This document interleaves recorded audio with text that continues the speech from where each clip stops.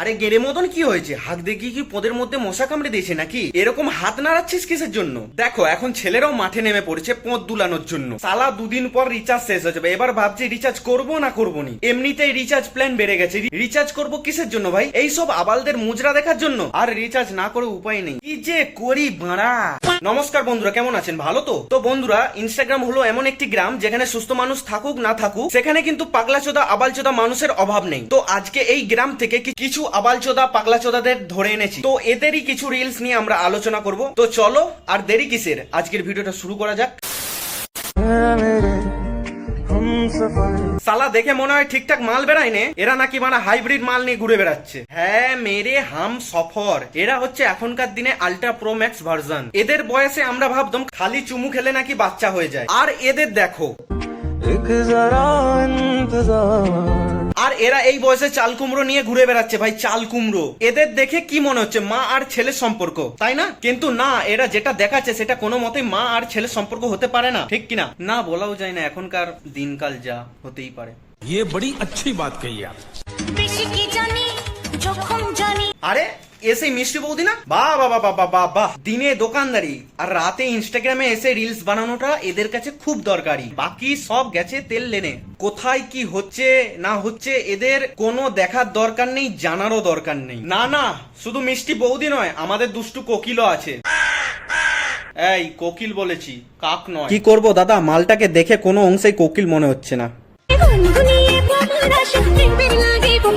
কি ভাবছো? এ কাকা জেসে কাকা নয়, এ কাকা 400 কোটি ফেস ভ্যালু আছে, 400 কোটি।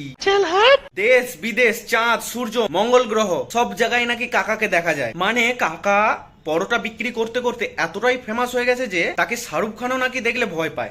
Sorry sorry sorry sorry sorry. মানে এই কাকার ফ্যান ফলোইং দিন দিন এতটাই বেড়ে যাচ্ছে যে আমার তো ভয় লাগছে ভাই। যেমন ডলি চায়ওয়ালার কাছ থেকে বিল গেটস এসে চা খেয়েছিল, One chai, please. সেরকম এর কাছেও যখন মুকেশ আম্বানি এসে বলবে 1 প্লেট পরোটা প্লিজ, তখন আমাদের অরুণদা বলবে তারা ভাড় বে যায় ভাড়। তারপর থেকে আমাদের কাকার পা আর কাকার দোকান কোনোটাই পৃথিবীতে থাকে না ভাই, আকাশে উড়ে আকাশে। কারণ কাকার দোকানে মুকেশ আম্বানি পরোটা খেয়েছিল বলে কথা, পরোটা।